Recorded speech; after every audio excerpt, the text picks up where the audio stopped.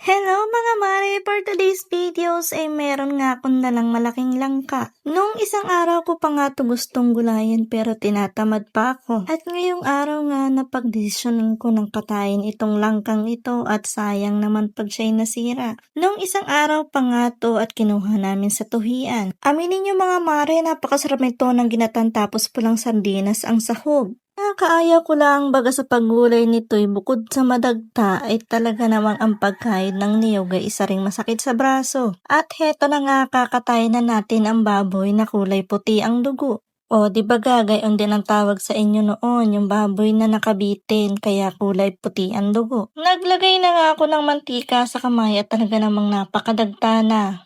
O di ba buti pa yung dagta ng langka, matindi ang kapit, hindi katulad ng jowa mo, Charis.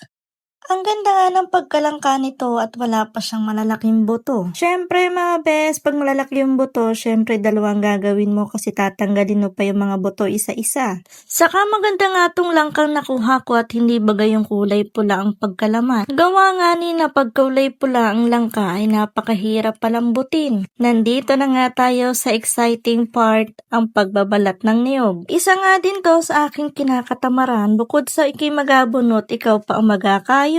Pasensya na nga rin po pala kayo do sa mga manok na maingay at talaga nakakagigil nakikisabay. Tingin ko nga ni ito alutuin at syempre ay ang mahal ng gasol ngayon. Buti na nga din lamang at binigyan ako ni mama ng uling kaya ako'y nakakapagluto din sa uling. Hindi ayotas at talaga namang ang mahal ng gasol ngayon. Ito na nga ang isa sa nagpapalaki ng aking braso, ang pagkakayod ng niyog. Dalawang niyog nga yung kinayod ko para masarap ang ating gulay. Ito nga at pinalambot ko na muna yung langka bago ko lagyan ng gata. Ito na nga ang ating sangkap, dalawang mega sardines na pula. O di baga at napakasarap niyan mamaya pag siya ay luto na ang gata. Niguradong sira na naman ang aking diet nito. O di ba napakasarap na niyang pagmasdan. Luto na ang ating langka. At yun lang mga mare, salamat sa panonood. Bye bye!